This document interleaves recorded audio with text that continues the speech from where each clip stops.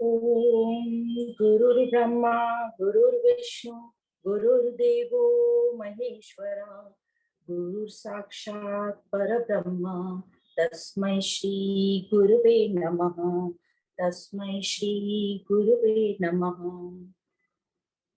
आप सभी को नमस्कार एवं प्रणाम। हम पढ़ रहे हैं बृहदारण्यक उपनिषद और इस उपनिषद में हमने 4 अध्याय पढ़ लिए थे। आज हम 5वां और 6वां अध्याय पढ़ेंगे। तो यह जो 5वां अध्याय है यह शुरू ही होता है शांति पाठ से। इस अध्याय में जो हमारा शांति मंत्र है ओम पूर्णमदः, ये यहाँ से शुरू होता है। तो सबसे पहले और इस 5वें अध्याय में 15 ब्राह्मण हैं और उनमें कुल मिला के 29 मंत्र हैं, मतलब खंडिका बोलते हैं उसको। 29 मंत्र या श्लोक या पद या खंडिका बोल सकते हैं। तो पहले ब्राह्मण में, और इसमें 15 ब्राह्मण हमको सुनने में बहुत बड़ा लगता है कि ऊपर हर ब्राह्मण में छोटी छोटी कथाएं हैं और हर एक कथा से हम प्रेरणा ले सकते हैं और हमें बहुत कुछ समझने को मिलता है। तो पहला ब्राह्मण शुरू होता है शांति पाठ से। ओम पूर्णमदः पूर्णमिदं पूर्णात् पूर्णमुदच्यते पूर्णस्य पूर्णमादाय पूर्णमेवावशिष्यते। और इसके आगे भी कुछ लाइनें हैं, वो आकाश के और वायु के बारे में बोली गई हैं। तो जैसे हम सब इस मंत्र का मीनिंग शब्दों में जानते हैं कि इस यह बोल रहे, पहले ओम से शुरू हुआ। ओम मतलब ब्रह्म का जो प्रतीक है। और फिर पूर्ण मदः, अधः का मतलब वह कौन किसको संबोधित कर रहे, वह ब्रह्म पूर्ण है। और फिर बोला पूर्ण मिदम, मिदम इदम बोला। इदम का मतलब होता है यह मतलब जगत को संबोधित कर रहे हैं। जगत भी पूर्ण है। तो कह रहे पूर्णता से ही पूर्ण उत्पन्न हुआ है और उस पूर्ण की पूर्णता को लेकर ही यदि ये पूर्ण उत्पन्न हुआ है और जो पूर्ण में ही समा जाएगा तो पूर्ण ही शेष रह जाएगा। तो उन्होंने सबको पूर्ण और अनंत बोला है, ब्रह्म को और जगत को, क्योंकि वह जगत अनंत से ही उत्पन्न हुआ है। इस प्रकार यह शांति पाठ का मीनिंग बताया गया है। और फिर इसी के आगे कहा गया है कि कौरव्यानी ऋषि थे एक, जिनका नाम कौरव्यानी था। वो कहते हैं, उन्होंने कहा कि वायु जिसमें रहती है वह आकाश ही ब्रह्म है। तो अब आकाश को यहाँ पर, वैसे तो हम जानते हैं हमारे 5 तत्वों में से जो सबसे सूक्ष्म है उसको हम आकाश कहते हैं, और यहाँ इन्होंने इस आकाश को ही ब्रह्म कहा है। तो यहाँ फिर से ब्रह्म का मतलब बहुत बड़ा हम मानेंगे, क्योंकि हम जानते हैं कि ये आकाश भी किसी और में रहता है। ब्रह्म में ये आकाश रहता है, वो ब्रह्म तो अनंत है और यह आकाश भी अनंत है, पर उससे भी बड़ा वो ब्रह्म है। तो यहाँ ये कह रहे हैं कि ये जो वायु जहाँ रहती है वह आकाश ब्रह्म है। तो यहाँ आकाश को वो खाली जगह बताया है कि वो खाली जगह जहाँ वायु इधर उधर हिलती डुलती और रहती है उसको ब्रह्म का है। पर दूसरे कहते हैं, मतलब और दूसरे जन क्या कहते हैं कि ओम ही वेद है, ओम ही ज्ञानमय है, और जो भी जानने योग्य है वह इस ओम से जाना जा सकता है, और जो इसको जान लेता है ओम से उसी को ब्राह्मण कहते हैं। तो इस प्रकार यह पहले ब्राह्मण में एक ही श्लोक था, एक ही मंत्र था, और यह इसका मीनिंग बताया गया। अब आगे 5वें अध्याय का दूसरा ब्राह्मण। दूसरे ब्राह्मण में कथा आती है देव, मनुष्यों की और असुरों की। यह जो तीनों थे, देव, असुर और मनुष्य, ये तीनों प्रजापति के पास पहुंचे और उनसे कहने लगे हमें उपदेश दीजिए। तो सबसे पहले देवों ने प्रजापति के पास आकर कहा कि भगवान आप हमें उपदेश दीजिए। तो प्रजापति ने उन्हें कहा, सिर्फ केवल द शब्द से संबोधित किया, द अक्षर का उपदेश दिया और पूछा कि क्या आप समझ गए। तो देवों ने कहा कि हाँ, हम समझ गए। तो प्रजापति ने पूछा क्या समझे। तो देवों ने कहा हम समझ गए, आप हमें द से मतलब है दमन, मतलब दमन मतलब अपनी इंद्रियों पर दमन करना, कंट्रोल करना। क्योंकि हम जो देव लोग हैं वो इंद्रियों के सुख में डूबे रहते हैं, हम इंद्रियों को कंट्रोल नहीं कर पाते, इसलिए हमारी उन्नति नहीं होती, और इसलिए आपने हमें दमन कहा है। द का मतलब दमन। तो प्रजापति ने कहा ठीक है, तुमने ठीक समझा। फिर मनुष्य पहुंचे प्रजापति के पास और प्रजापति से कहने लगे हमें उपदेश दीजिए। तो प्रजापति ने उनको भी द शब्द सिर्फ कहा, द शब्द का उपदेश दिया और पूछा क्या तुम समझ गए? तो मनुष्यों ने कहा कि हाँ हम समझ गए। तो प्रजापति ने पूछा क्या समझे? तो मनुष्यों ने कहा हम समझ गए, द का मतलब होता है दान देना, आपने हमें दान करने को कहा। क्योंकि जो हम मनुष्य हैं लोभी होते हैं, आसक्त होते हैं, स्वार्थी होते हैं, हम दान नहीं करते, इसलिए हमारी उन्नति नहीं होती, इसलिए आपने हमें दान करने को कहा है। तो प्रजापति ने कहा बिल्कुल ठीक समझे।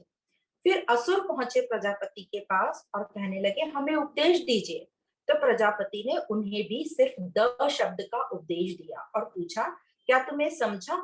और असुर ने कहा कि हाँ हम समझ गए, आपने हमें दया करने को कहा है, क्योंकि हम जो है हम बहुत हिंसा करते हैं, इसलिए हमारी उन्नति नहीं होती, तो आपने हमें दया करने को कहा है। तो इस प्रकार प्रजापति ने मनुष्य, देव और असुरों को जो ज्ञान दिया वो इनडायरेक्टली हम ही को ज्ञान दे रहे हैं। दया, दमन और दान का हमें भी उपदेश दिया जा रहा है, क्योंकि हम मनुष्य ये देव और असुर से अलग नहीं है, हम सब में ये तीनों क्वालिटीज रहती है। तो जो उत्तम गुणों से संपन्न रहता है पर जिनके पास इंद्रियों का कंट्रोल नहीं रहता वे कहलाते हैं देव, और जो स्वार्थी और लोभी होते हैं वे कहलाते हैं मनुष्य, और जो हिंसा करते हैं वे सबसे नीचे की कोटि पे आ जाते हैं, जिनको हम असुर नाम से कहते हैं। तो असुर यदि दया करेंगे, मतलब वो व्यक्ति लोग जब दया करेंगे तो वो मनुष्य बन जाएंगे, और ये जो मनुष्य बन गए ये जब दान करने लगेंगे तो देवत्व का गुण आएगा, देवता कहलाएंगे। और जब वो देवता लोग अपनी इंद्रियों पर भी कंट्रोल कर जाएंगे तो उनकी और ऊपर उन्नति होगी। और इसी प्रकार से हम शास्त्रों में भी पढ़ते हैं, हमने भगवत गीता में भी पढ़ा, काम, क्रोध, लोभ ये सब नरक के द्वार कहे गए हैं। और सामान्य मनुष्य मतलब हम सब में ये तीनों रहते हैं। हमारा मन कुछ कामना करता है, फिर हम वो कर्म शुरू कर देते हैं, और हमारे काम में हमें जब सफलता मिल जाती है तो हमें अहंकार हो जाता है, लोभ आ जाता है, आसक्ति हो जाती है, बढ़ जाता है, हमें और चाहिए। और यदि हमें उस कार्य में, ये काम में अपनी सफलता नहीं मिलती तो हमें क्रोध आता है। तो इस प्रकार ये तीनों हम सब में मौजूद है, पर अलग अलग कैटेगरी में है। और इन तीनों को जीतने के लिए, मतलब काम, क्रोध, लोभ, इन तीनों को जीतने के लिए दमन, दान और दया की आवश्यकता है। और यही प्रजापति ने उपदेश हम लोगों को दिया है। और आगे इसी ब्राह्मण में कहते हैं कि आज भी जो है मेघ, मतलब जो बादलों की गरजना है, वो दैवी रूप से प्रजापति की वाणी है, हम सब की और आदेश है प्रजापति का। क्या जब ये बादलों की गरजना होती है तो कैसी आवाज आती है, कैसी वाणी उसको बोला है, ध ध ध ध ऐसी होती है, तो वो द द द बोल रहे हैं, मतलब दया, दान और दमन। इस प्रकार ये कथा के साथ दूसरा ब्राह्मण भी यहाँ समाप्त होता है। अब तीसरा ब्राह्मण शुरू होता है। तीसरे ब्राह्मण में कहा गया है कि जो हृदय है, मतलब ये जो हमारा हार्ट है, वह प्रजापति है, वह ब्रह्म है, सर्व है। मतलब हृदय प्रजापति और प्रजापति ब्रह्म है, सर्व है। मतलब हृदय को वो प्रजापति से उसकी तुलना कर रहे हैं। प्रजापति कौन होता है? प्रजापति वो होता है जो हमारी पालना करता है, हमारे लिए सब चीजें उपलब्ध कराता है। तो उसी प्रकार जैसे बाहर प्रजापति, जैसे ब्रह्मा जी को हम प्रजापति कहें, उसी प्रकार हमारे हृदय में, मतलब हमारे हार्ट में भी, ये जो हार्ट है, हृदय शब्द है, ये 3 अक्षरों से बना है, और इनको शब्दों के अनुसार इनका विभाजन करके इनका अर्थ बताया गया है ताकि हमें अच्छे से समझ में आ जाए। तो जैसे वो यत् पिंडे तद ब्रह्मांडे वाली बात यहाँ पर हमें फिर से वो कंपेयर करके बता रहे हैं कि जो बाहर है वही हमारे अंदर है। तो हृदय जो 3 अक्षर वाला है, ह, द और य, तो जो हृदय, तो री फर्स्ट वर्ड हुआ। तो यह री का मतलब होता है दूसरों को वस्तुएं उपलब्ध कराना या पहुंचाना। आज के हमारे ऐसे सर्कमस्टेंसेस में देख लें तो हमारे पास कैसे हम फोन करते हैं और चीजें उपलब्ध हो जाती हैं। फिर दूसरा है द मतलब देना, देते रहना। तो पहला था उपलब्ध करा देना, मतलब अपनी चीज वो नहीं दे रहा है, पर जो ऑलरेडी चीज है संसार की उपयोगिता की, वो एक दूसरे को उपलब्ध कराना। फिर द का वर्ड है देना, मतलब वो दान देना, अपनी वस्तु किसी और को देना, देते रहना। और फिर है यम, यम मतलब सुख। तो इस प्रकार ये 3 शब्दों का अर्थ बताया। अब जो हृदय हमारे शरीर को पोषण देता है, पोषण उपलब्ध कराता है, क्योंकि वो हृदय का खुद का पोषण नहीं है, हम बाहर से जो अनाज वगैरह खाते हैं, जो भी हमारे खाने की चीजें भोजन करते हैं, वो सब हमारे पूरे शरीर को हृदय पहुंचाता है। तो सृष्टि में भी ऐसी व्यवस्था है, हमारे तक सब सारे सामान कोई ना कोई पहुंचा देता है या कोई लेकर आ जाता है, और इसी प्रकार हम भी लोगों को चीजें उपलब्ध करा देते हैं। और यहाँ ऐसा कहा गया है, जो हमारे तक चीजें उपलब्ध कराता है या जो हमारे तक चीजें पहुंचाता है, समय आने पर उसको भी कोई ना कोई चीजें उपलब्ध करा देता है। तो ऐसा हमने संसार में देखा है ना, हम उनकी मदद करें तो फिर वो हमारी मदद करें, ऐसा एग्जाम्पल। पर हमने ये भी देखा है कि कई लोग किसी की मदद नहीं करते, फिर भी समय आने पर उनके पास 2 लोग इकट्ठे हो जाते हैं मदद करने को। तो ऐसा कहा जाता है कि वो कुछ परिवारजन होते हैं कि बोलते चलो अपने ही तो परिवार का है, काम तो निपटाना है, तो वो लोग शर्मा शर्मी मौजूद हो जाते हैं। इस प्रकार जो भी किसी के लिए उपलब्ध होता है उसके लिए भी लोग, तो बहुत लोग इकट्ठे हो जाते हैं, और जो कई बार नहीं भी करता उसके लिए भी लोग इकट्ठे हो जाते हैं। तो इसी प्रकार ये हृदय को बताया है कि ये सब चीज को उपलब्ध करा देता है हमारे पूरे शरीर को, और हृदय को भी कोई ना कोई उपलब्ध करा देता है। जो हम बाहर से ग्रहण करते हैं वो हमारे हृदय को उपलब्ध होता है। फिर द, द मतलब देना। तो प्रजापति जैसे देता है, जैसे पूरी प्रकृति हमको देती है, वैसे हृदय भी पूरे शरीर को ये हमारा पोषण पहुंचाता है रक्त के माध्यम से। जो ब्लड सर्कुलेशन होता है, फ्रेश ब्लड, वो पूरा सर्कुलेटरी सिस्टम द्वारा हृदय पूरे शरीर को पहुंचा देता है। और यम मतलब इधर सुख भी बोला, और इसका मतलब चलता रहना। तो चलता रहना मतलब वो कभी रुकता नहीं है। तो ये जो सृष्टि है, इसकी ये प्रक्रिया चलती रहती है। मतलब पेड़ हमें फल फूल देंगे और हम उन्हें ग्रहण करेंगे, हम उन्हें सींचेंगे। हाँ, परिवर्तन ऐसा होता है कि आज ये पेड़ है, कल वो दूसरे नए आ जाएंगे। मतलब ये सृष्टि चलती रहेगी, इसीलिए इस सृष्टि को परिवर्तनशील और अनंत कहा है। मतलब ये कभी खत्म नहीं होगी, बल्कि परिवर्तन होता रहेगा इसमें। वैसे यह हृदय जो है कंटिन्यूस चलता रहता है, जब से हम पैदा हुए हैं और जब तक हमारी अंतिम सांस होगी, तब तक ये हृदय बिना रुके चलता रहता है। ऐसा कहते हैं ये कभी विश्राम नहीं करता, और हम सो भी जाते हैं तो ये चलता रहता है। पर ये जिन्होंने लिखे हैं ये उपनिषद, वो बोलते हैं वो बहुत होशियारी से विश्राम करता है। जैसे दो धक धक दो होता है, एक सिस्टोल डायस्टोल। तो जब सिस्टोल होता है वो काम कर रहा है, फिर वो रेस्ट कर लेता है, फिर वो काम करता है, फिर तो वो फ्रैक्शन ऑफ सेकेंड का उसका रेस्ट होता है। तो वो बड़ी होशियारी से रेस्ट करता भी है और चलता भी रहता है। तो बाहर प्रजापति ऐसे, बाहर प्रकृति में ऐसे कैसे होता है, मतलब विश्राम वो लोग कैसे करते हैं? तो बोलते हैं जो बड़े बड़े लोग हैं, जो बड़े बड़े व्यापारी हैं, बड़े बड़े मिनिस्टर हैं, जिनके पास इतना काम है, समय ही नहीं होता विश्राम करने का, तो वो जब टाइम मिलता है, जैसे वो कहीं जा रहे हैं फ्लाइट में, तो वहां सो जाते हैं, वहां वो विश्राम कर लेते हैं। जहां उनको जैसे टाइम मिलता है, थोड़े थोड़े टाइम के लिए वो भी विश्राम कर लेते हैं। तो इस प्रकार ये हृदय को बताया कि ये हृदय भी उसी प्रकार का है, प्रजापति। तो ये हृदय भी बहुत महत्वपूर्ण है, और ये चलता रहता है, चलता रहता है, लेता रहता है, देता रहता है और चलता रहता है। और फिर हृदय को भाव से भी कंपेयर किया है कि ये भाव रूप से भी अलग अलग भाव होते हैं हमारे हृदय में। जैसे अभी हमने देखा, देव, मनुष्य और असुर तीनों को एक ही बात कही है, पर तीनों के भाव अलग अलग हैं। तो बाहर से तो ये हृदय एक जैसा दिखता है, पर इसमें इमोशंस अलग अलग होते हैं। तो इन इमोशंस को भी हमें समझना चाहिए, और राइट टाइम पे उन इमोशंस का हमने यूज करना चाहिए। इमोशंस आ रहे हैं तो उनको बाहर भी निकालना चाहिए, दबा के नहीं रखना चाहिए। उसकी जड़ क्या है उसको समझकर उसका निवारण करना चाहिए। तो इस प्रकार जो हृदय को समझ लेता है, तो 2 प्रकार से, एक तो ध्यान रखेगा वो हृदय का कि ये हृदय ही हमको सब कुछ दे रहा है, तो उसका फिटनेस के प्रति, एक्सरसाइज के प्रति अपने हृदय को फिजिकली फिट रखेगा, और दूसरा भावों से इमोशनली भी इस हृदय को फिट रखेगा। तो जो इस तरह से जान लेता है वो परम लोक की प्राप्ति करता है। मतलब जो इस प्रकार से एक्सरसाइज और ध्यान रख लेता है, उसकी अच्छी आयु होती है, वो स्वस्थ रहता है, ये बोलने का मतलब है। तो इस प्रकार तीसरा ब्राह्मण भी समाप्त हुआ। अब आता है चौथा ब्राह्मण। अब चौथे ब्राह्मण में कह रहे हैं, वो जो अंदर है वह सत्य है, जो पहले से था, ब्रह्म की बात कर रहे हैं, वो जो अंदर है वह सत्य ही है, जो पहले से था, ब्रह्म जिसकी बात करें, ब्रह्म जो पहले से था, सत्य ही ब्रह्म है। मतलब सत्य ही, अब वो सत्य ही ब्रह्म है, सत्य को कहना है, सत्य सबसे बड़ा है और सत्य ही ब्रह्म है, और परमात्मा ही सत्य है, बड़ा है, सत्य ही सत्य है। तो जो ऐसा जान लेता है वो सबको जीत लेता है। मतलब जो सत्य के साथ रहता है उसकी निश्चय ही जीत होती है। पर इसको जो असत जानता है, असत मतलब कि ये है ही नहीं, कोई नहीं है, मैं अपने बलबूते पे सब कर रहा हूँ, तो एक लेवल तक तो उसकी जीत होगी, पर फाइनली उसकी हार ही होगी।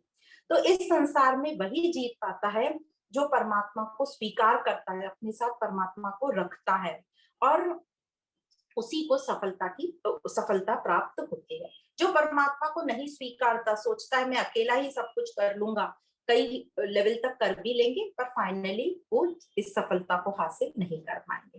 तो ये चौथा ब्राह्मण में यह बताया गया। फिर पांचवा ब्राह्मण, तो पांचवें ब्राह्मण में बताया, वो सृष्टि की रचना पर जाते हैं कि सबसे पहले जल ही था। जल से सत्य को, जल ने सत्य को उत्पन्न किया। अब इसके पहले कहा था सत्य ही ब्रह्म है, अब कह रहे हैं जल ने सत्य को उत्पन्न किया। मतलब पहले जो जल था, तो यहाँ सत्य का मतलब है, बताते हैं वो आगे, जो पहले जल था वो अस्थिर था, तो उसमें स्थिरता लाने के लिए कुछ नियम बनाए गए, और ये नियम, उस नियम को ही वो सत्य बता रहे हैं, या इन नियमों से हमने उस सत्य को जाना। तो इसलिए वो कह रहे हैं कि जो ये जो सत्य उत्पन्न हुआ जल से, फाइनली तो ये ब्रह्म से ही उत्पन्न हुआ, और ब्रह्म पहले से ही था, पर ब्रह्म सिर्फ अकेला था और उसको जानने की कोई प्रक्रिया नहीं थी। तो जो ब्रह्म से ही सत्य उत्पन्न हुआ, इस सत्य से हमने ब्रह्म को जाना। कहने का मतलब, जब ये वेद शास्त्र आए, ऋषियों ने तपस्या की और हमें बताया, फिर हमने उस ब्रह्म को जाना। तो ब्रह्म हुआ कारण, हम सब ये सत्य हुआ कार्य, और कार्य से हमने कारण को जाना। जैसे कि माँ बाप के बच्चे होते हैं, और फिर जब वो बच्चे बड़े हो जाते हैं तो वो बच्चों के नाम से माँ बाप जाने जाते हैं। तो इसी प्रकार हमने सत्य से उस ब्रह्म को जाना, क्योंकि ये होगा ही नहीं कुछ, तो हम उसको जानेंगे कैसे।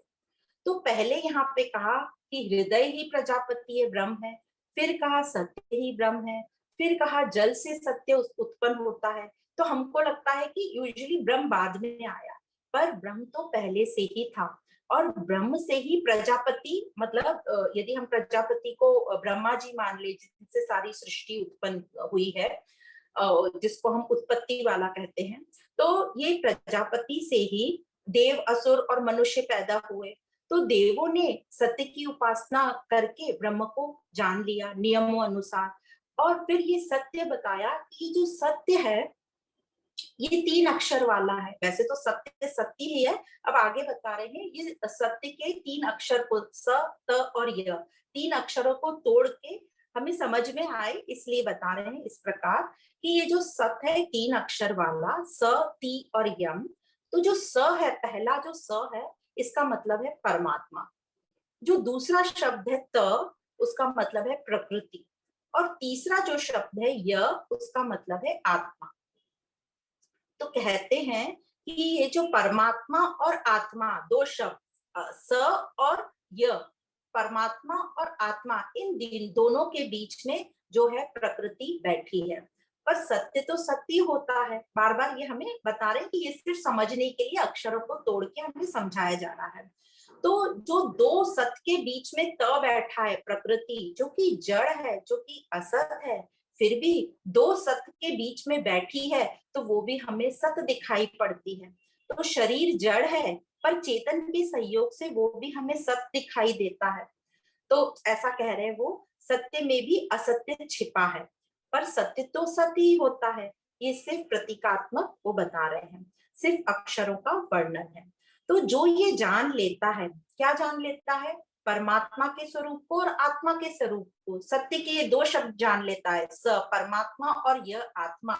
जो इन दोनों को अच्छी तरह जान लेता है, प्रकृति उसको हानि नहीं पहुंचाती, क्योंकि उसने एक तरफ परमात्मा को जोड़ रखा है और दूसरी तरफ आत्मा को जोड़ रखा है। तो प्रकृति उसके लिए लाभदायक ही साबित होती है।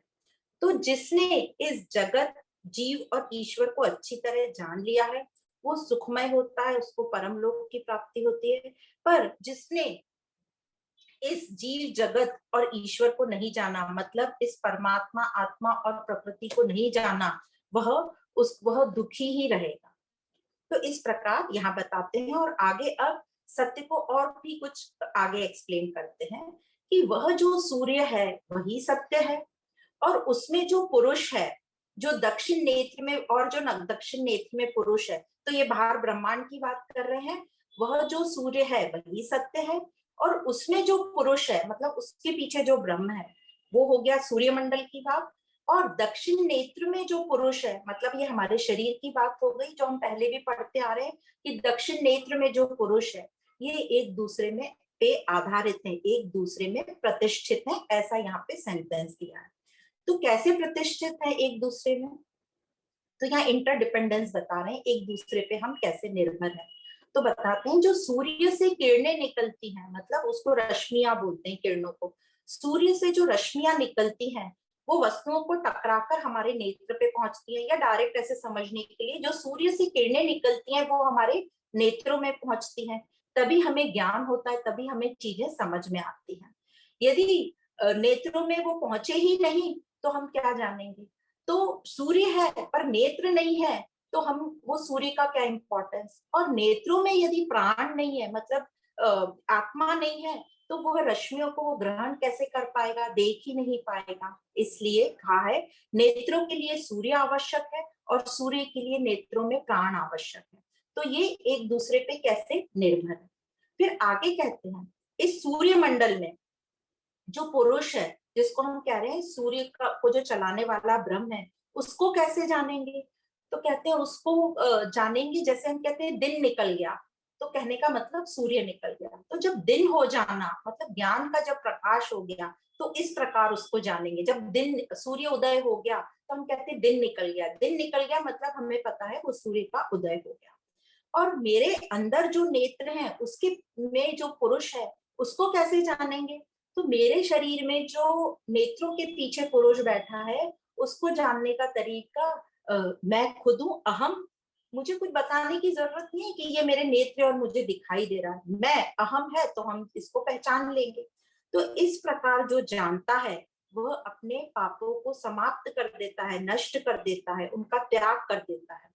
तो दो चीजें बोली, पापों का को नष्ट कर देता है और त्याग कर देता है।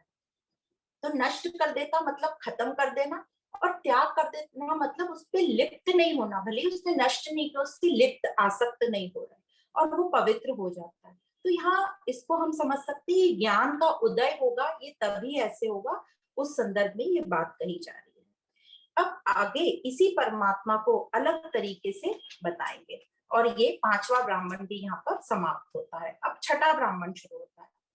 छठे ब्राह्मण में वो कहते हैं ये जो पुरुष मनोमय प्रकाश स्वरूप है, ये शरीर के अंदर हृदय में रहता है। तो अब उस हृदय, उस पुरुष या आत्मा का स्थान बताया जा रहा है कि वो इस शरीर में कहाँ रहता है। वैसे तो सब जगह रहता है, वो सर्वज्ञ है, पर एक स्पेशल जगह जहां हम उसका ध्यान करते हैं उसको बता रहे कि वो हमारे हृदय, जैसे हम पहले भी पढ़ते आ रहे हैं कि वो हृदय आकाश में रहता है। तो वो इस शरीर के अंदर हृदय आकाश में रहता है। जो कैसे रहता है, जैसे धान और चावल एक खोल में रहते हैं ना, धान ऊपर भी एक लेयर रहती है और फिर अंदर उसमें चना या गेहूं या चावल रहता है, तो वो खोल में रहते हैं अंदर। और सूक्ष्मता बताने के लिए ये वर्णन किया जा रहा है, ये धान का एग्जाम्पल दिया जा रहा है। तो ये जो हृदय के अंदर मनोमय पुरुष रहता है, यही सबका स्वामी है, यही परमात्मा है, और यही सबका संचालक है, वही सब करता है। तो इस प्रकार ये छठे ब्राह्मण में ये बताया गया, उसकी सूक्ष्मता बताई गई कि वो कैसे हृदय आकाश में रहता है। फिर सातवां ब्राह्मण शुरू होता है। सातवें ब्राह्मण में कहते हैं कि ये जो विद्युत है, विद्युत मतलब बिजली, ये ब्रह्म है। तो इस विद्युत शब्द का फिर से इन्होंने समझाया, वी दान मतलब वी का मतलब होता है खंडन करना या विनाश करना। तो ये विद्युत किसका विनाश करता है, ये अंधकार का विनाश करता है। और जब भी ये विद्युत मतलब बिजली चमकती है तो हमें हर चीज साफ साफ दिखाई देने लगती है। तो ये वी का मतलब नाश कर देना। अंधकार जब नाश होता है तो हमें अलग अलग सब चीजें बराबर से दिखाई देती है, भले ही वो बिजली थोड़ी देर के लिए चमके, जो आकाश की बिजली चमकती है बारिश के दिनों में, तो ये थोड़ी देर के लिए भी चमकती है तो सब चीज हमें क्लियर क्लियर दिखाई देती है, सब चीजें एकदम साफ साफ अलग अलग दिखाई पड़ने लगती हैं। तो इसी विद्युत को बोल रहे, वो प्रकाशमय है, ब्रह्म है। परमात्मा भी ऐसा ही है। परमात्मा का जो प्रकाश है वो ज्ञान ज्ञान स्वरूप है। वो ज्ञान सबको पृथक पृथक कर देता है, मतलब अलग अलग चीजें हमें समझ आ जाती है कि क्या सत्य है और क्या असत है।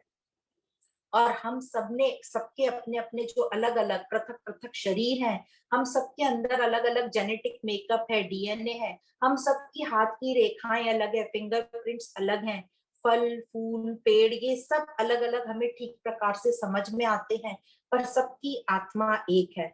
तो परमात्मा का जब विवेक हमारा जागृत कर देता है तो वह व्यक्ति ऐसा, वो साधक ऐसा जान लेता है कि सब अलग अलग हैं, वो दिखाई दे रहे हैं पर सब एक हैं, सबकी एक ही आत्मा है, और वो पवित्र हो जाता है।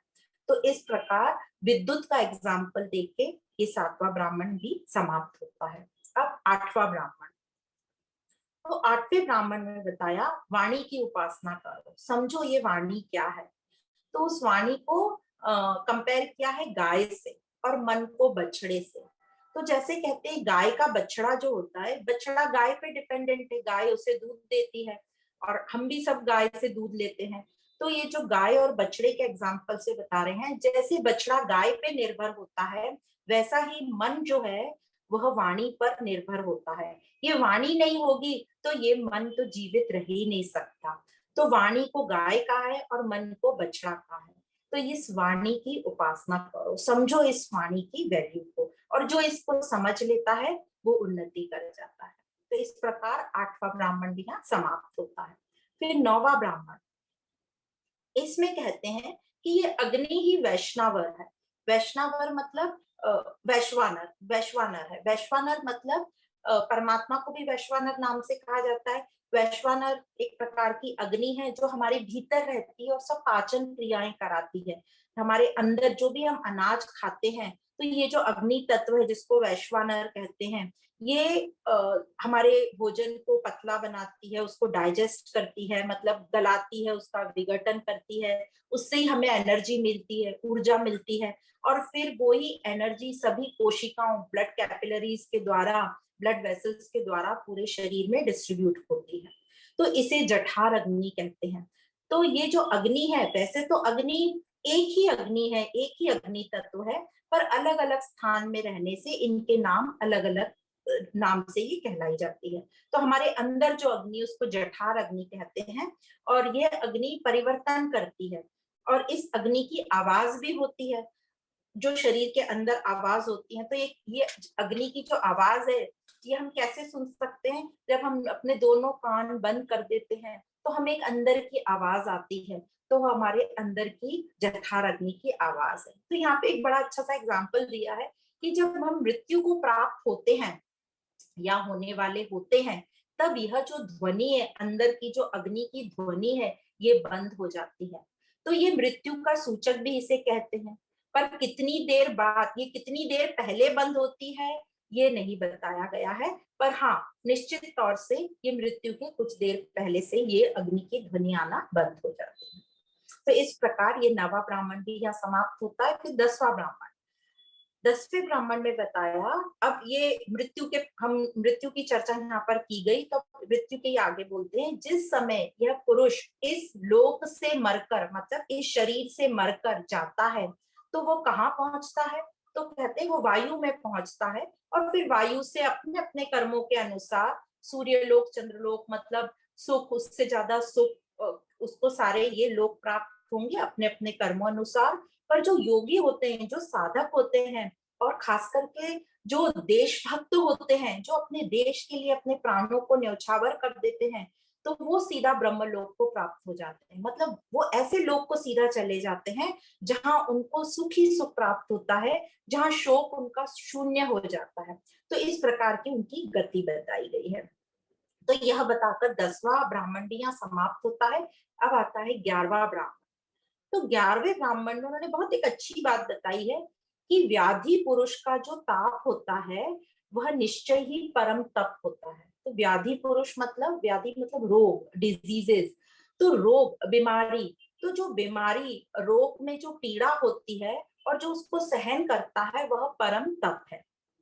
तो बीमारी की कभी निंदा ना करो, उसने ये बताया है। ये परम तब कब होगा? हम सहन तो सब कर ही लेते हैं, अपने शरीर पे बीमारी आती है, पर हम उस बीमारी की बहुत निंदा करते हैं। फिर बीमारी के साथ साथ हम दूसरों को भी दोष देते हैं, परमात्मा को दोष करने लगते हैं कि हमने क्या तेरा बिगाड़ा था जो ये बीमारी हमको दे दी, हमने तो इस जीवन में सब अच्छा ही अच्छा किया है। इस प्रकार हम बीमारी के साथ साथ परमात्मा को दोष देते हैं। फिर हम अपने आसपास के लोगों को दोष देते हैं कि उसने मेरे को गलत खाना खिला दिया, या उसने मेरे को ठीक से मेरा ख्याल नहीं रखा। फिर हम डॉक्टर्स को दोष देते हैं कि उसने हमारा ठीक से बीमारी नहीं पकड़ी, उसने ठीक से दवाई नहीं दी। और इस प्रकार हम प्रकृति को दोष देते हैं और सबको दोष देने लगते हैं। तो यदि हम निंदा करते हैं, लोगों को दोष देते हैं, तो फिर वह तप नहीं हुआ। तो यहाँ पे कहने का तात्पर्य है, बीमारी आए तो उसका इलाज करो, उसको सहन करो, सब परहेज करो जो भी कुछ बताए गए हैं, पर निंदा मत करो, दुख मत बनाओ, लोगों को दोष मत दो कि क्या भगवान तूने मुझे ये क्यों दे दिया। तो बीमारी हमारे शरीर पर आई है तो उसका भी कुछ कारण होगा, तो हमें मौका मिला है उसको सुधारने का, तो उसको हम सुधार करेंगे। बीमारी में भी स्थिरता में रहो, स्थिरता को नहीं खोना है, परहेज करो, उसको सहन करो, और यही परम तप है। तो ये जिसको समझ जाता है कि बीमारी की हमें निंदा नहीं करनी, ये भी हमें किसी कारणवश मिला है, हमसे कुछ गलती हुई होगी, मिल गया हमको ये फल उसका, तो उसको हम ठीक से सहन करें, यह भी परम तप है। जिसको ये समझ गया वो परम लोक को जीत लेता है, मतलब उसकी उन्नति होती है, वो बीमारी से रिकवर होगा जल्दी। फिर आगे बात करते हैं, बीमारी की बात आई है, फिर से मृत्यु की बात आती है। तो पहले बता दिया कि बीमारी को सहन करना एक बड़ा तप है, बीमारी की हमें निंदा नहीं करना है, दुखी नहीं होना है, उसका इलाज करना है सही तरीके से, और जो भी परहेज बताए गए हैं वो परहेज करना है। फिर बताते हैं इसी ब्राह्मण में, 11वें ब्राह्मण में, मृत्यु शरीर को जो वन में ले जाता है, वन में ले जाता है और अग्नि देता है, यह भी परम तप है। दो चीजें बोली, मृत्यु शरीर को जो उठाकर वन में ले जाता है और अग्नि देता है, यह भी परम तप है। तो यह कैसे परम तप हुआ? तो जब हम मृत्यु को देखते हैं, मृत्यु शरीर, तो हमारे मन में वैराग्य उत्पन्न होता है कि एक दिन ये मेरे साथ भी होने वाला है। और जब यह वैराग्य उत्पन्न होता है तो हम भी अपने जीवन में कुछ चेंजेस करते हैं, अपने स्वभाव में चेंजेस करते हैं, और आध्यात्मिक तौर पर हमारी उन्नति हो सकती है। वो अच्छे से समझ लेता है जब उठा के। कई लोगों में तो ये ताकत भी नहीं रहती कि मृत्यु के शरीर को देखे, कई बोलते नहीं भैया हम तो देख ही नहीं सकते, तो उनमें उसको देख के फिर वो वैराग्य कभी नहीं उत्पन्न होगा। जो देखते हैं, भले ही मेजोरिटी ऑफ पीपल को तो क्षणिक वैराग्य होता है, हम सब देखते हैं कि 2 दिन का वैराग्य रहता है, या 2 महीने का, या 6 महीने का, फिर वापस हम वैसे ही हो जाते हैं। भले ही जो भी हो, पर इससे वैराग्य उत्पन्न होता है, हम अपनी आध्यात्मिक उन्नति कर लेते हैं, हमें समझ में आता है कि ये जीवन का मतलब तो सिर्फ आना और जाना है। तो ये जो जान लेता है वो परम गति को प्राप्त होता है, मतलब वैराग्य की स्थिति आ गई, वो अपने आप को उन्नत कर रहा है। फिर आगे जो बोलते हैं, जो अग्नि देता है, तो जब अग्नि जब देते हैं और वो अग्नि को, जब अग्नि धधकती है, तब हमें और भी वैराग्य की स्थिति आती है कि एक एक दिन ये शरीर मेरा भी जल जाएगा। तो जब हमें समझ में आता है कि ये शरीर जो है इस अग्नि से जल जाएगा, ये 5 तत्वों में लीन हो जाएगा, तब हमें समझ में आता है कि ये शरीर परम नहीं है, इससे भी कोई और परम है, और हम उसके वहां तक पहुंचने के लिए अपनी उन्नति का मार्ग खोजने लगते हैं।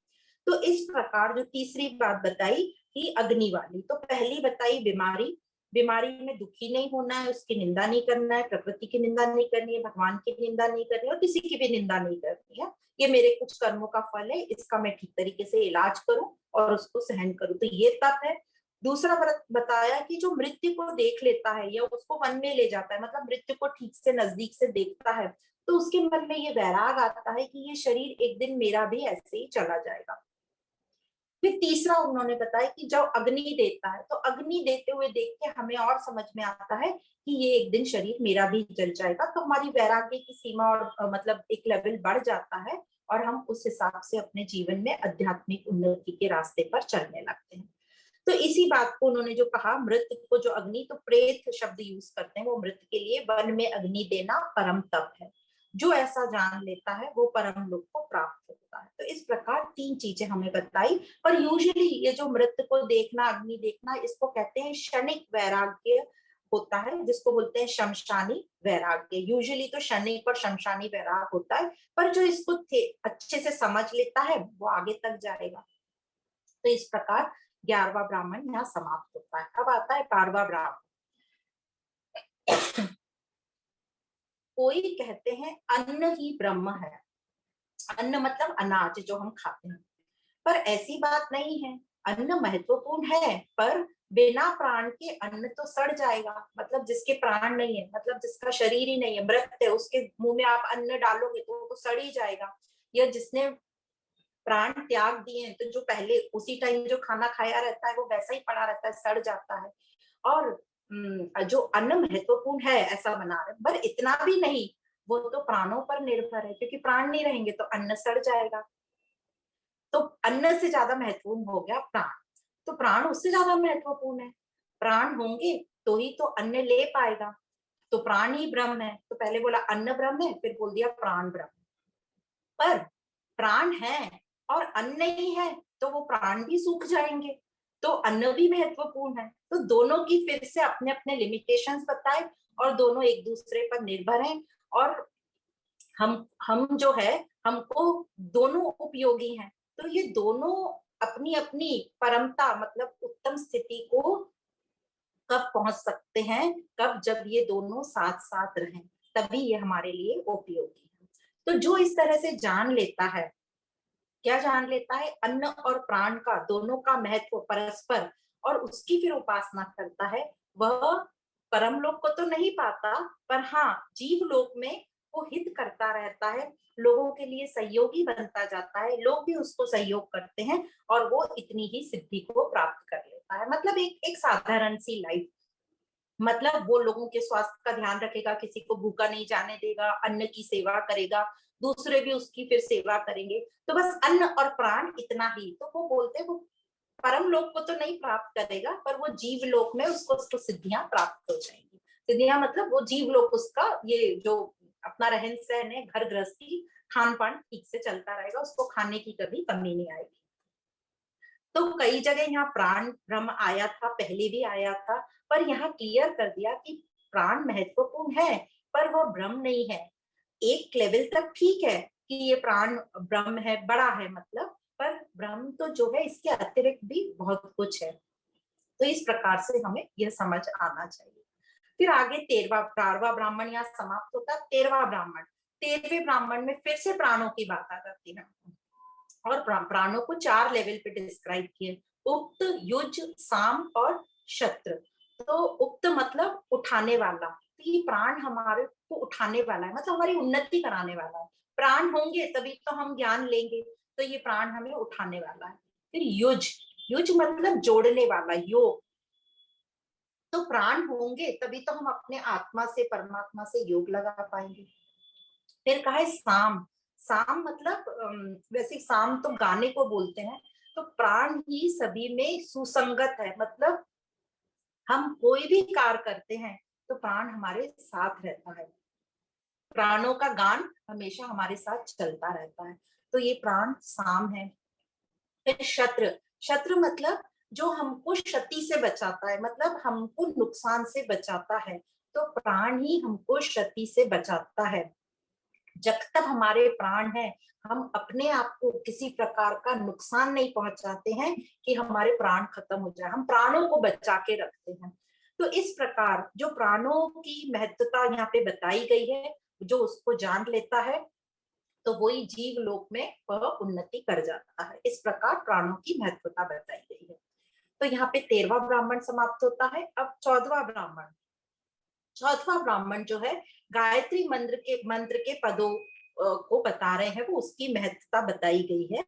तो गायत्री मंत्र में यहाँ पे 4 पद कहे हैं, हम 3 पदों को जानते हैं। और पहला तो है ओम भूर्भुवस्स्य तत्सवितुर्वरेण्यं भर्गो देवस्य धीमहि धियो यो न प्रचोदयात्। तो जो फर्स्ट है ओम भूर्भुवस्स्य, ये पद में नहीं आता, ये तो एक उनकी कॉमन लाइन है। और जो फिर 3 लाइन है, 3 पद है। तो ये बता रहे हैं कि जो प्रथम पद है गायत्री मंत्र का, वो 8 अक्षरों की उसकी व्यापकता को जो जान लेता है, मतलब उसका जो मीनिंग ठीक प्रकार से जान लेता है, वो त्रिलोकी को जीतने वाला हो जाता है। त्रिलोकी मतलब भूमि, अंतरिक्ष और भूलोक। तो इनको जानने वाला हो जाता है, वो इनको जीत लेता है कि जो भी इन सब में है, मतलब इन 3 लोकों में है, जो सब फैला हुआ है, वो उनको जीत लेता है। तो ऐसे गायत्री मंत्र की व्यापकता बताइए, जो इसकी व्यापकता को समझ लेता है। फिर जो गायत्री मंत्र के दूसरे पद की बात बताते हैं कि जो गायत्री मंत्र के दूसरे पद के 8 अक्षर, अब ऐसे हम गिनते हैं तो 8 नहीं आते हैं, पर उन्होंने उसको और सब डिवाइड करके 8 अक्षरों की बात बताई है। जो इन गायत्री मंत्र के दूसरे पद को जान लेता है, वो त्रिविद्या का विजयी हो जाता है, उसको जीत लेता है। कौन सी त्रिविद्या? तो ऋग्वेद, यजुर्वेद और सामवेद को वो जीत लेता है, त्रिविद्या को जीत लेता है, जो इस लाइन का मतलब समझ जाता है। तो इस प्रकार यहाँ पे गायत्री के पदों की महत्ता बता रहे हैं। फिर बताते हैं जो गायत्री का तीसरा पद है, उनको समझ लेता है। वो तीसरे पद में वो अक्षर बता रहे हैं प्राण, अपान और व्यान। जो इसको जान लेता है, वो पूरे प्राणी समुदाय को जीत लेता है। तो इस प्रकार 3 पद की महत्ता बताई है। और फिर बोलते हैं जो गायत्री के चतुर्पद को जान लेता है, और वो चतुर्पद है अपद, क्योंकि ये जो चतुर्पद है, इसका कोई, इसको किसी से कंपेयर नहीं किया है। जैसे पहले पद को त्रिलोक से कंपेयर किया है, दूसरे को त्रिविद्या से कंपेयर किया है, तीसरे पद को पूरे प्राणी समुदाय से कंपेयर किया है। तो चौथे पद का कोई मुकाबला ही नहीं है, वो किसी पद से कंपेयर, किसी लोक से या किसी से कंपेयर नहीं कर सकते, तो उसको अपद का है। और ये जो चतुर्थ होता है, उसको तुरीय ही कहलाता है। मतलब तुरीय स्थिति कौन सी? जो सभी लोकों से ऊपर है, जो प्रकाशित होता है, जिसको जानने से वह साधक जो है कल्याणकारी हो जाता है, यश को प्राप्त कर लेता है, ऐश्वर्य से युक्त हो जाता है, वो प्रखर हो जाता है। तो जो इस चतुर्थ पद तक पहुंच जाता है या इस प्रकार जान लेता है, वो दुखों से रहित हो जाता है। तो ये चौथी स्थिति, तुरीय स्थिति की बात कर रहे हैं, जो कि मुक्ति की स्थिति है, ब्रह्मलोक प्राप्ति की स्थिति है। तो इस प्रकार ये चौथे पद की तुलना और किसी से नहीं कर सकते। तो कहते हैं कि ये जो चौथा पद है, तो ये ऋषि यहाँ पे कह रहे हैं इस चौथे पद को मैं नमन करता हूँ, क्योंकि अब उनको समझ गया कि जो मुझे चाहिए था, तुरीय स्थिति, जो मुझे ब्रह्म की प्राप्ति चाहिए थी, वो इधर मिल गई है। तो इस पद को वो नमन करते हैं। और फिर यहाँ पर कहते हैं कि जो पहले 3 पद हैं, वो हम सब इससे साधना करते हैं, इससे भी साधना होती है, इसमें भी सत्य है, पर इसमें दुख भी होता है। और सत्य भी तो है, पर दुख भी है साथ में। पर जो चौथे तक पहुंच जाता है, इन 3 पदों को की साधना करते करते चौथे तक जो पद पहुंच जाता है, वो इन सबसे परे चले जाता है, वो दुख रहित हो जाता है।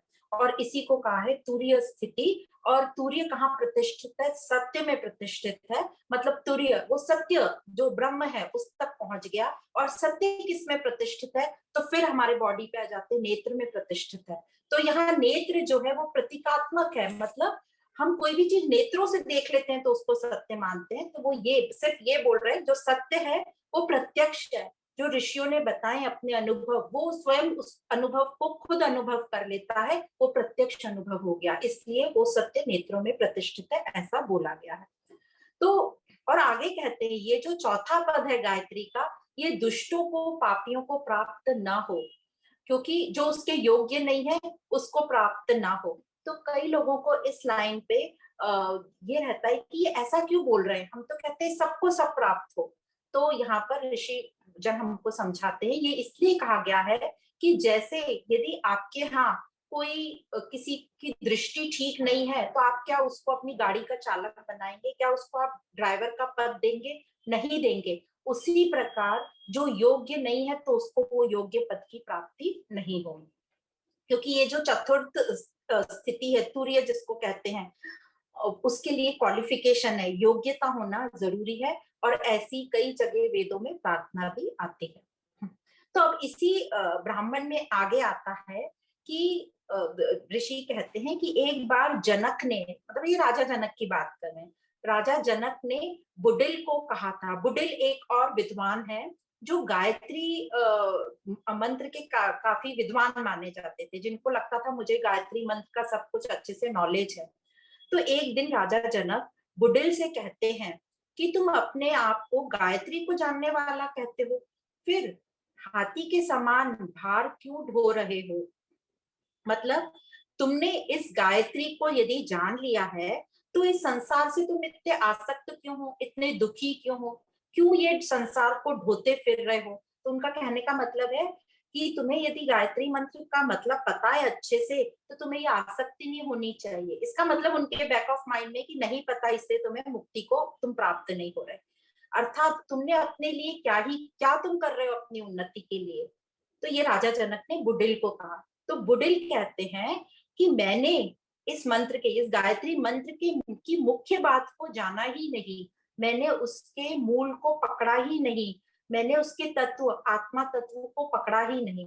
तो यहाँ मुख्य बात को वो मुख करके बोल रहे, मैंने इसके मुख को मुख को जाना ही नहीं। तो मुख मतलब ये मुख नहीं, मुख्य बात, मूल बात को जाना ही नहीं। तो जनक कहते हैं इसके आंसर में कि गायत्री का मुख तो अग्नि है, मतलब मुख्य जो मूल है वो अग्नि है। क्यों क्यों अग्नि है? क्योंकि अग्नि सबको भस्म कर देती है, अग्नि में जो भी कुछ डालो वो सब भस्म हो जाता है। तो जो भी हमारे पाप हैं ये सब इसको कह रहे हैं वो सब अग्नि में भस्म हो जाएंगे। मतलब जब हम उसको भोग लेंगे गायत्री मंत्र जानकर तो हम मुक्त हो जाएंगे। तो जो ये जान लेता है गायत्री मंत्र को ठीक से, तो वो अपने पापों को, मतलब वो एक अग्नि का काम करती है, तो वो अपने पापों का फल भोगते हुए अपने संस्कारों को भी बदलेगा, तो उसको जो है मुक्ति की प्राप्ति होगी। अब कई लोग, हम पापों को तो सब भोग ही लेते हैं किसी प्रकार, पर हम अपने संस्कारों को चेंज नहीं करते हैं, इसलिए हमें मुक्ति की प्राप्ति नहीं होती। और कहते हैं थोड़ा सा मुश्किल है इन संस्कारों को चेंज करना, क्योंकि इतने बरसों की हमारी वही आदत है, तो आदत को चेंज करना बहुत मुश्किल है। तो यहाँ फिर आ गया अपने मन पर ही हमें काम करना है और अपने संस्कारों को चेंज करना है। तो यहाँ कहते हैं अपने गलत संस्कारों का जो भक्षण कर लेता है गायत्री जाप से, गायत्री मंत्र से, वही शुद्ध होता है। और जो फल भोगता रहता है पर संस्कार नहीं बदलता तो वह शुद्धि को प्राप्त नहीं होता, मतलब उसकी मुक्ति नहीं होती। तो जनक, राजा जनक का यही कहना है कि तुमने अभी गायत्री मंत्र को जाना ही नहीं, इसलिए तुम आसक्ति में हो, लिप्त हो, हर चीज से संसार में फंसे हुए हो, ये संसार का बोझा ढो रहे हो। तो गायत्री तुर्य को प्राप्त कराने वाला है, यह भाव यहाँ पर ये बताया गया है। तो कहते हैं कि गायत्री मंत्र द्वारा अभी यही इसी स्थिति में अपने मन से आप दूर, वो जो साधक है वो दूर चला जाता है, और यह जो नाम रूप सब यही समाप्त हो जाते हैं। जब दूर, जैसे एकदम से वो दूर ऊंचाई पर उठ जाता है, जैसे हम प्लेन में बैठकर जब नीचे से ऊपर जाते हैं तो हर चीज धुंधली हो जाती है, छोटी छोटी हो जाती है, वो नाम रूप सब दिखना हमें बंद हो जाता है। तो उसके मन की स्थिति ऐसी हो जाती है कि वो मन से ही दूर चला जाता है, नाम रूप सब समाप्त हो जाते हैं, क्योंकि नाम रूप से ही तो हमारा ये मन चलता रहता है। फिर सिर्फ क्या दिखता है उससे? सिर्फ वो ब्रह्म आनंद, और वह मतलब निराकार ही उससे दिखता है। तो उन्होंने एक एग्जाम्पल दिया है कुछ ऋषियों ने, महात्माओं ने, जैसे हम स्विमिंग करते हैं, तो जब स्विमिंग करते करते एकदम नीचे चले जाते हैं पानी में, तो फिर हमें सिर्फ पानी ही पानी दिखता है और कुछ भी नहीं दिखता है। उसी प्रकार जब वो एकदम दूर चला जाता है, या जेट की स्पीड से ग्रेविटेशनल फोर्स के बाहर चला जाता है, तो नाम रूप सब खत्म हो जाता है और वो सिर्फ निराकार में लीन हो जाता है। तो इस प्रकार यह बताते हुए 14वां ब्राह्मण यहाँ पे समाप्त होता है। अब 15वां ब्राह्मण आता है।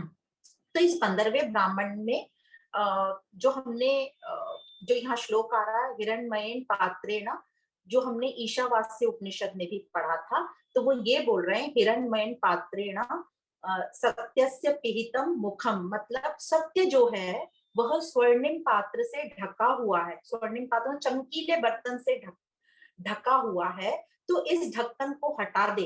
तो ये जो चमकीला क्या है, चमकीला है ये जगत जो हमें आकर्षित करता है। तो ये प्रार्थना की जा रही है शिष्य द्वारा, साधक द्वारा, कि हमारे इन दुर्गुणों को हटाओ, इस जगत को मेरे सामने, इस नाम रूप को, मतलब मुझे वो शक्ति दो कि मैं इन सबसे दूर हूँ, हट जाऊं, मेरे दुर्गुणों को हटाओ, मेरे पापों को समाप्त करो और हमें शुभ मार्ग पर ले चलो। और हम तुझे, मतलब शिष्य साधक कह रहा है परमात्मा को कि हम तुझे अनेकों बार नमस्कार करते हैं, नमस्कार करते हैं।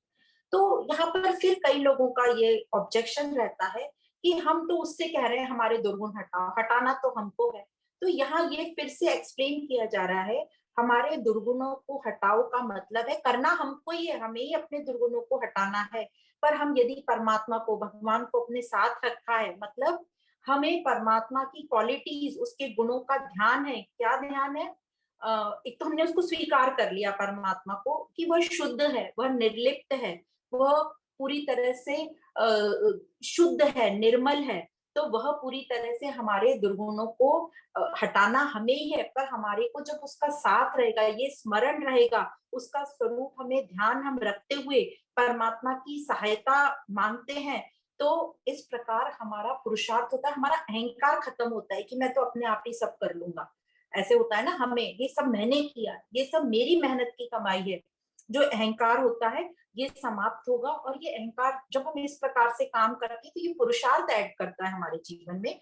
और जो हमारा जो कार्य है, जो दुर्गुण है, वो पूरी तरह से हट जाते हैं। कई लोग नई प्रार्थना करते हैं, खुद से भी हटाना चाहते हैं, उनके भी दुर्गुण जो भी रहते हैं वो हट जाते हैं, पर पूरी तरह नहीं हटते, कुछ ना कुछ तो शेष रहता ही है, और साथ में अहंकार भी ऐड हो जाता है।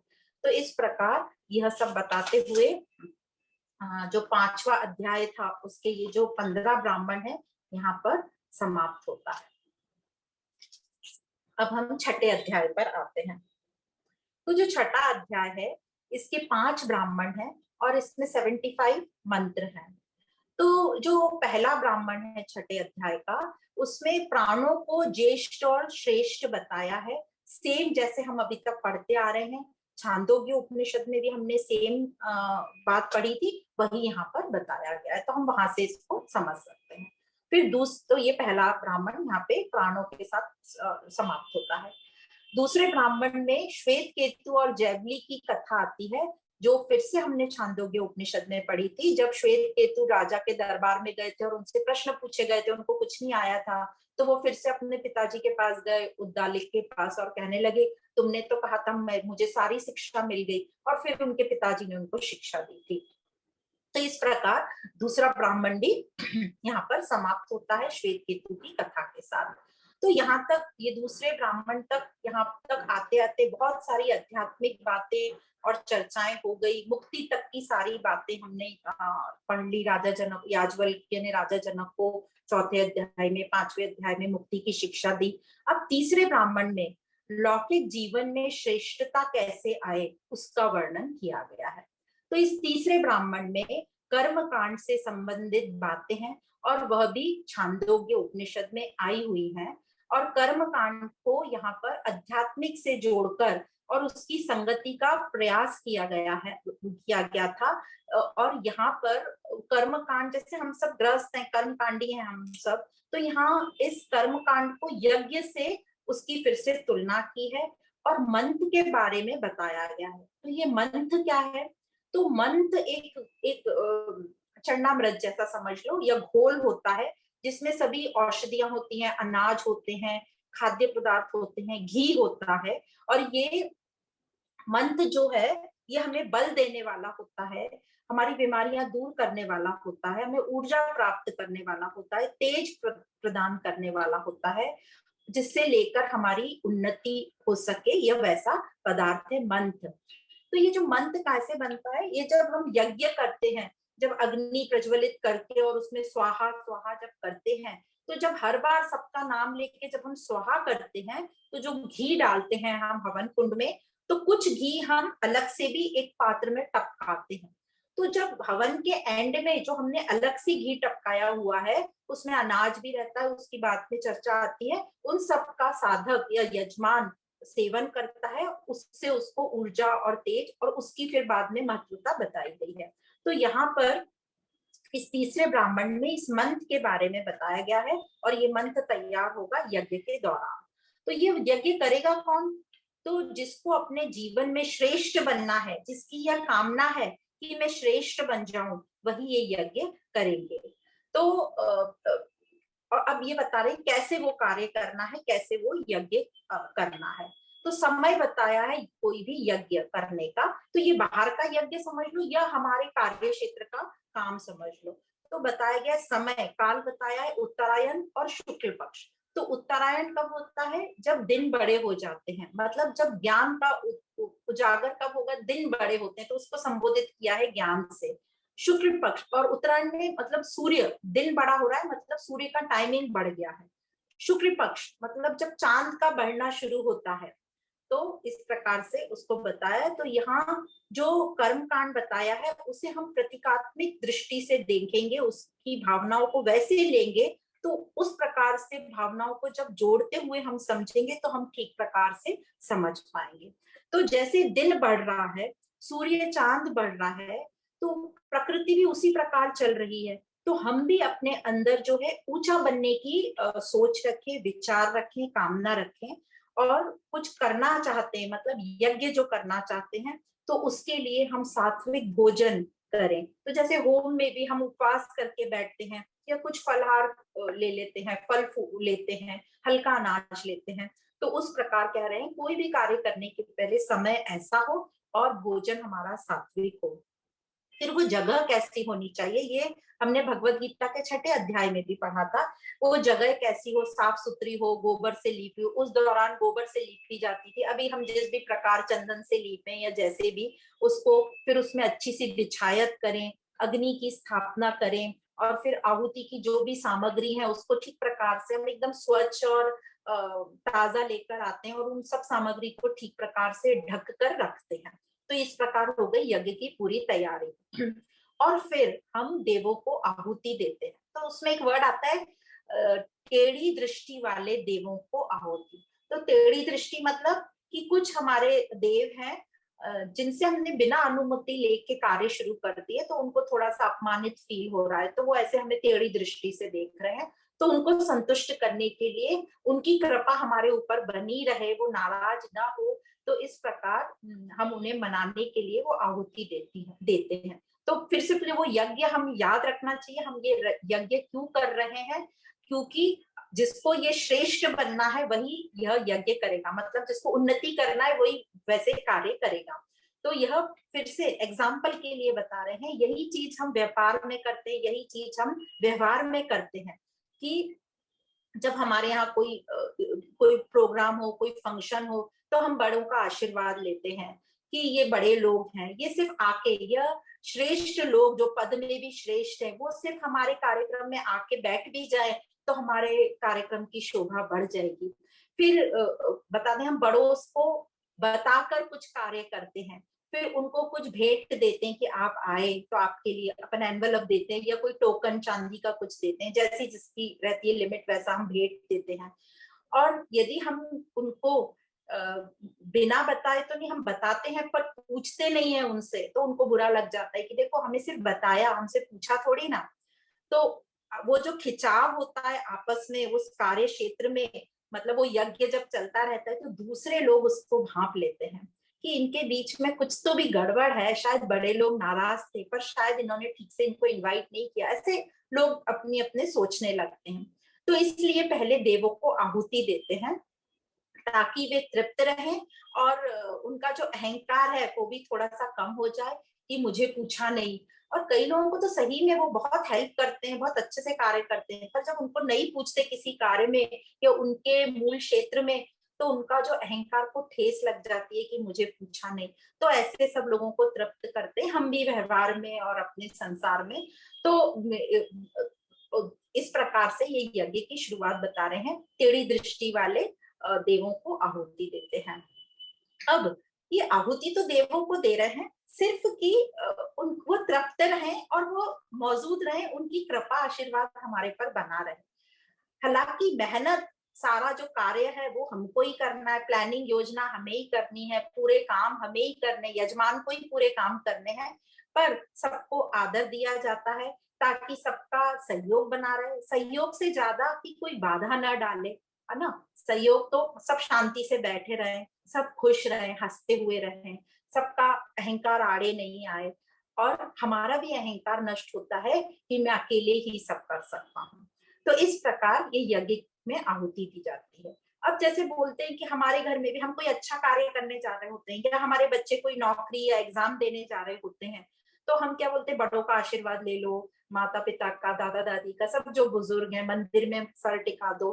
परीक्षा उसी देनी है, लिखना सब कुछ उसको ही है, पर ये सबका आशीर्वाद लेके जाएगा, तो इसी को कहते हैं आहुति देना यज्ञ में।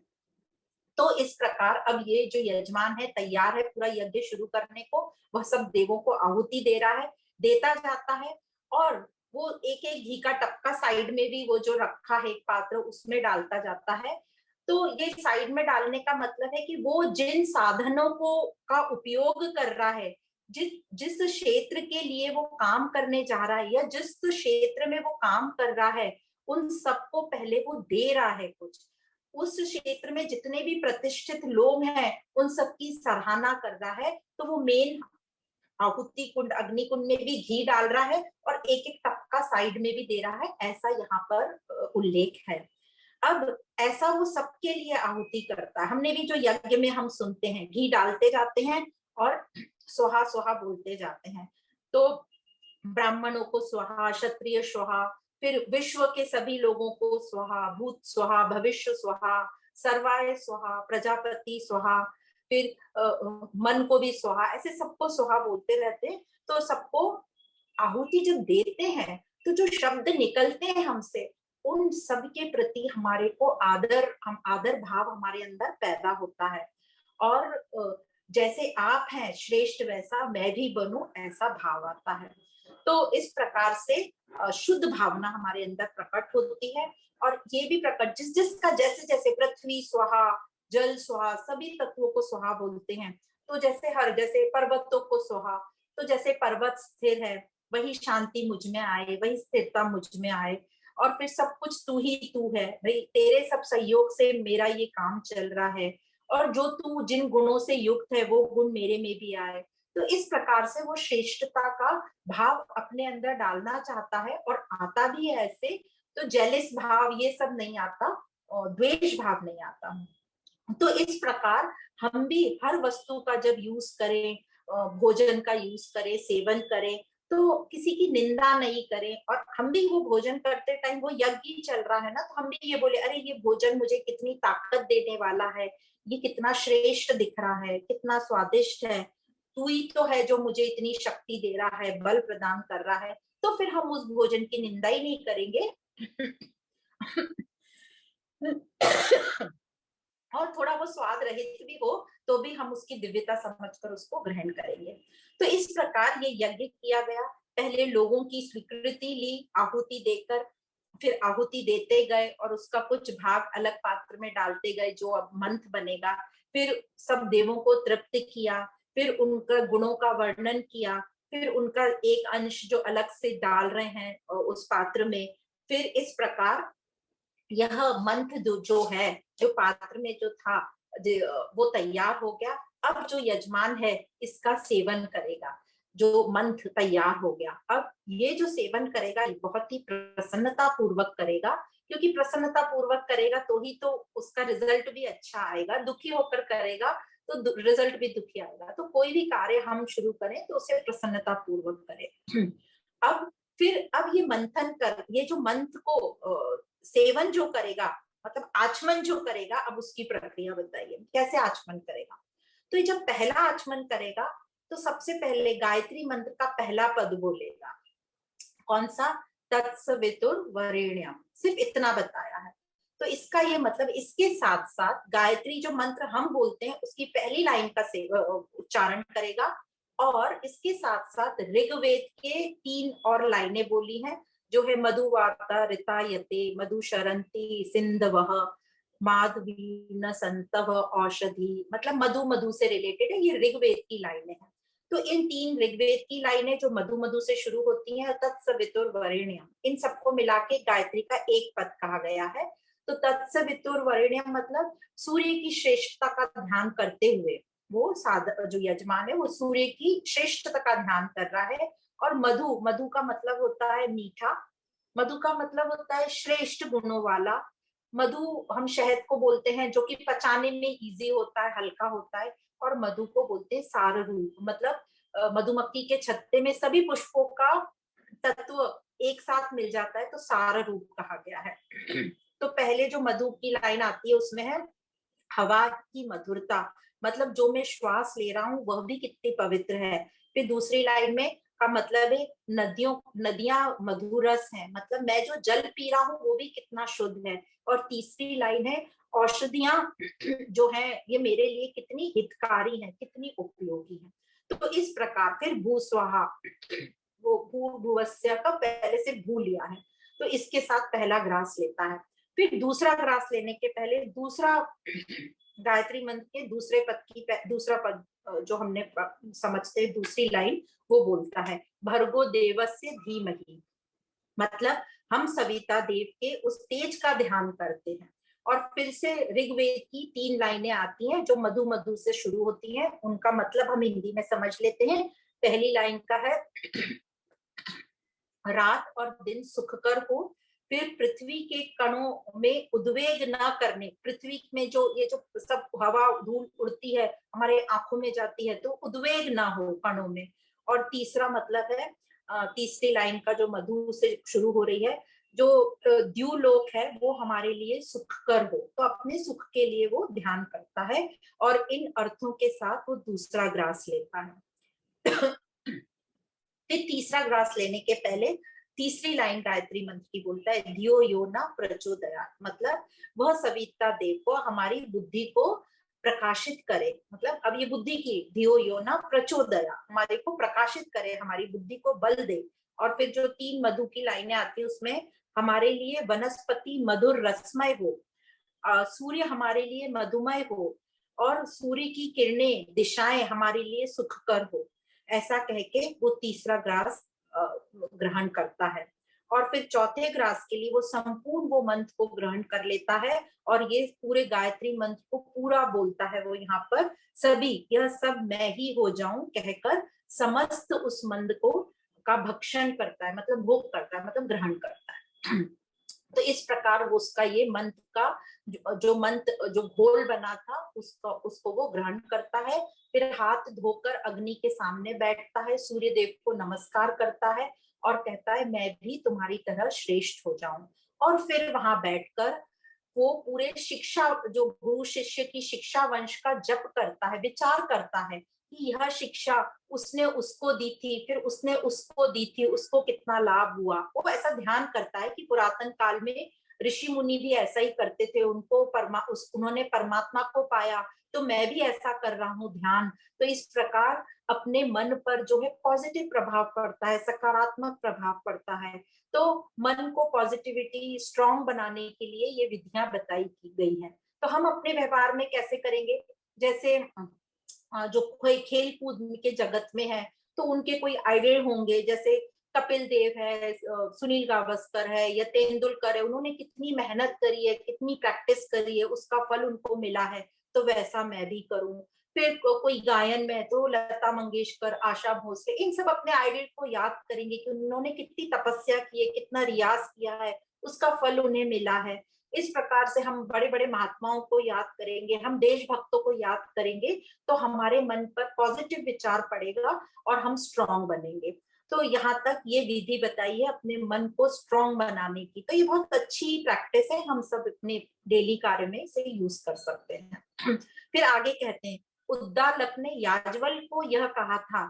अब एक और बात अब हमें बता रहे हैं कि ये जो मंत्र है, मतलब ये जो पूरी यज्ञ की प्रक्रिया है, आहुति देना, सबको आदर देना, स्वीकृति कराना, तप कराना और अपने मन में इतने अच्छे भाव लाना, तो उद्दालक याज्ञवल्क्य को कह रहे हैं कि इस मंत्र को, ये जो घोल तैयार हुआ है, कहने का मतलब जो इतनी तप हमने किया है, इस मंत्र को सूखे ठूंठे पर भी डालेंगे तो उसमें से भी शाखाएं, पत्ते निकल आएंगे। तो उसका लाभ बताया कि उसमें कितना पावर है। सूखे, कोई सूखी शाख पे भी डालेंगे तो उसमें से भी पत्ते निकल जाएंगे, फिर मुझे तो फायदा होगा ही होगा। तो फिर से पॉजिटिविटी से हमको भर रहे हैं। तो इस प्रकार इस यज्ञ का मंत्र का हमको महत्व समझाया है और कैसे इसका हमें प्रसाद रूप प्राप्त होता है।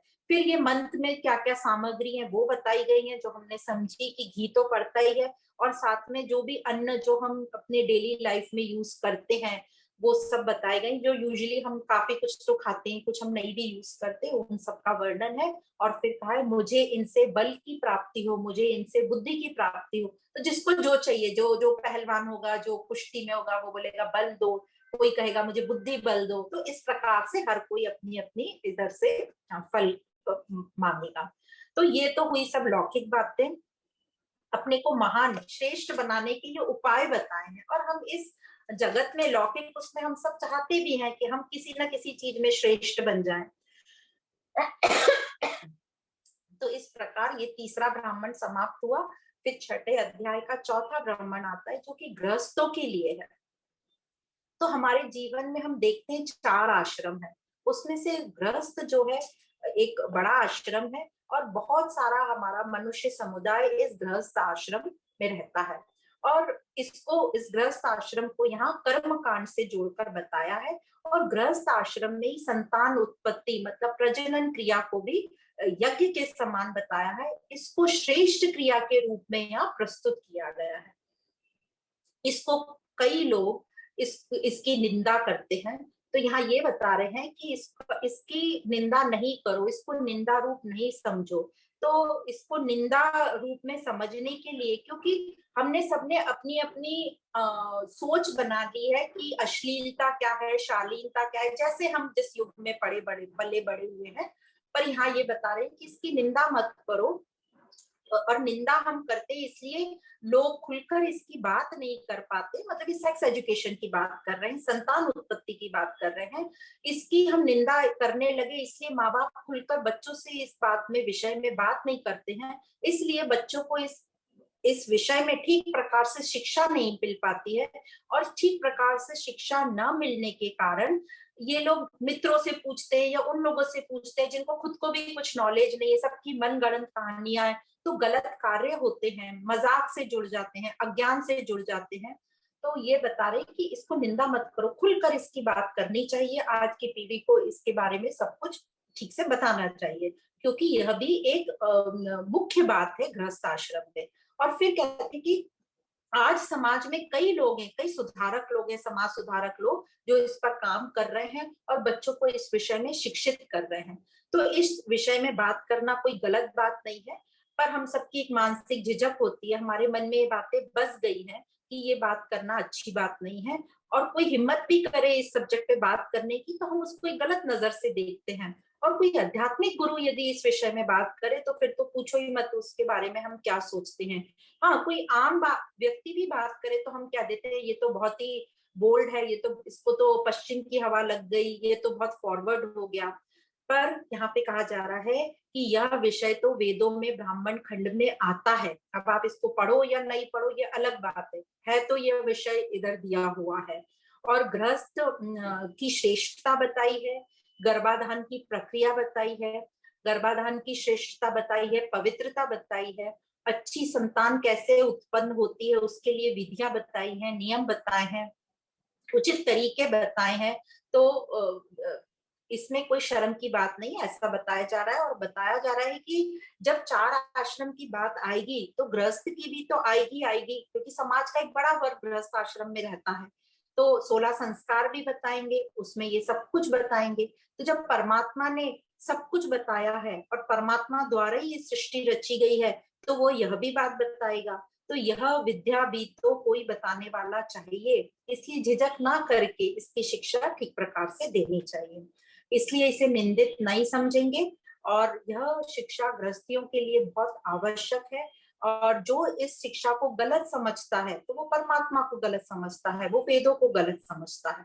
तो इस प्रकार इस चौथे ब्राह्मण में सब कुछ ये प्रक्रिया बताई है, डिटेल में गृहस्थों के लिए है। और यह बताते हुए गृहस्थ आश्रम में गर्भाधान वगैरह सब बताते हुए इस 14वें ब्राह्मण का यहाँ पर समाप्ति होती है। अब आता है चौथा ब्राह्मण, सॉरी, पांचवा ब्राह्मण। तो ये पांचवें ब्राह्मण में हम बृहदारण्यक उपनिषद के छठे अध्याय का पांचवा लास्ट ब्राह्मण पढ़ने जा रहे हैं। इसमें वंश परंपरा बताई गई है, जिसमें मातृ सत्ता के रूप में माता को सत्ता बताया गया है। माता के रूप, माता के नाम से पुत्र को जाना जाता है, तो मातृ सत्ता के रूप में यहाँ पे उल्लेख किया हुआ है।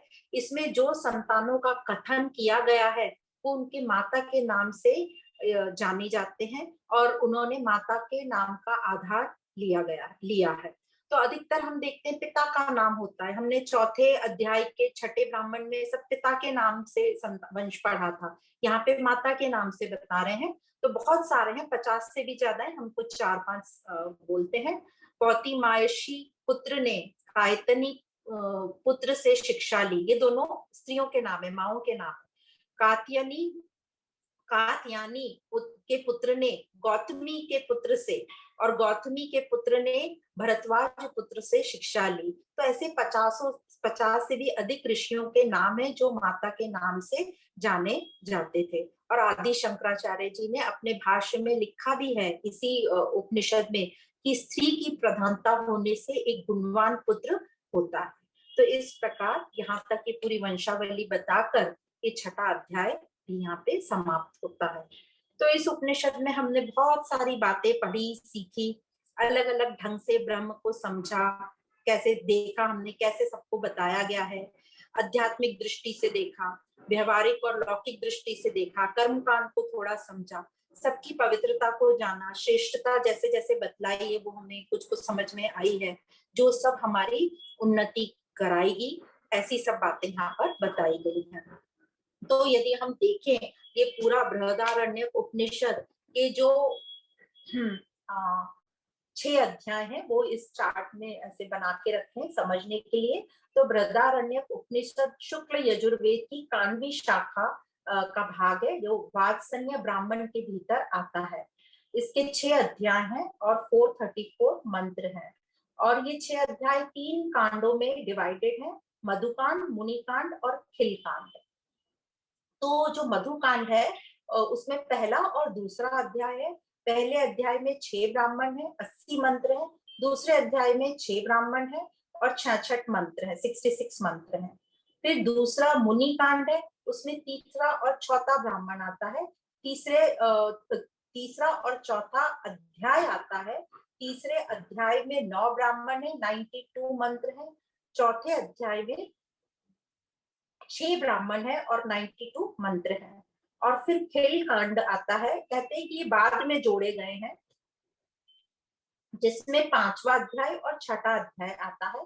5वां अध्याय हमने आज पढ़ा, जिसमें 15 ब्राह्मण और 29 मंत्र है, और 6ठा अध्याय जिसमें 5 ब्राह्मण और 75 मंत्र है। तो जो पहला कांड है मधु कांड, जिसमें पहला और दूसरा ब्राह्मण अध्याय आता है, उसमें हमने देखा शुरुआत में शांति मंत्र, ओम पूर्णमद पूर्णमिदम। फिर उसमें हमने पढ़ा था प्रलय के बाद सृष्टि की रचना। फिर जो प्रमुख सिद्धांत है यत् पिंडे तद ब्रह्मांडे से हमने सब कुछ समझा था। उसमें जो हमारी एक प्रसिद्ध प्रार्थना है असतो माँ ज्योतिर्गमय, वह भी आई थी, जिसका मतलब था हमें अज्ञानता से ज्ञान की ओर ले चलो, हमें असत से सत की ओर ले चलो। और जो हमारा एक महावाक्य अहम ब्रह्म अस्मि भी इस पहले अध्याय के शायद चौथे ब्राह्मण में आता है। फिर जो दूसरा मुनि कांड में हमने तीसरा और चौथा अध्याय पढ़ा, उसमें हमने याज्ञवल्क्य और जनक की कथा पढ़ी। राजा जनक ने कैसे याज्ञवल्क्य मुनि से ज्ञान लिया, फिर मुक्ति और मोक्ष भी उनसे प्राप्त हुआ। यहाँ पर जागृत, स्वप्न और सुषुप्ति आत्मा के 3 स्थान बताए और फिर सुषुप्ति से समाधि को कंपेयर किया। फिर तीसरा जो खिल कांड है उसमें हमने 5वां और 6वां अध्याय पढ़ा और इसमें हमने सबसे पहले 5वें अध्याय का पहला मंत्र था ओम पूर्णमद, जो हमारा शांति पाठ है। फिर हमने द अक्षर के 3 प्रजापति के पास देव, मनुष्य और असुर गए और 3 अक्षर द दमन, दया और दान के बारे में समझा और फिर अलग अलग तरीके से परमात्मा को जाना, परमात्मा की सर्वव्यापकता को जाना। फिर यहाँ पे हमने गायत्री मंत्र की उपासना को देखा, गृहस्थियों के लिए कैसी हमें शिक्षा लेनी चाहिए वो बताया गया और फिर यहाँ पे गुरु शिष्य की वंशावली भी बताई और माता की प्रधानता कि माता के नाम से ऋषियों जिनको जाना जाता है उनकी वंशावली हमने पढ़ी। तो इस प्रकार बृहदारण्यक उपनिषद यहाँ पर समाप्त होता है। तो आप सभी को बहुत बहुत धन्यवाद। ओम पूर्णमद पूर्णमिदं पूर्णात् पूर्णमुदच्यते पूर्णस्य पूर्णमादाय ओम शांति शांति शांति।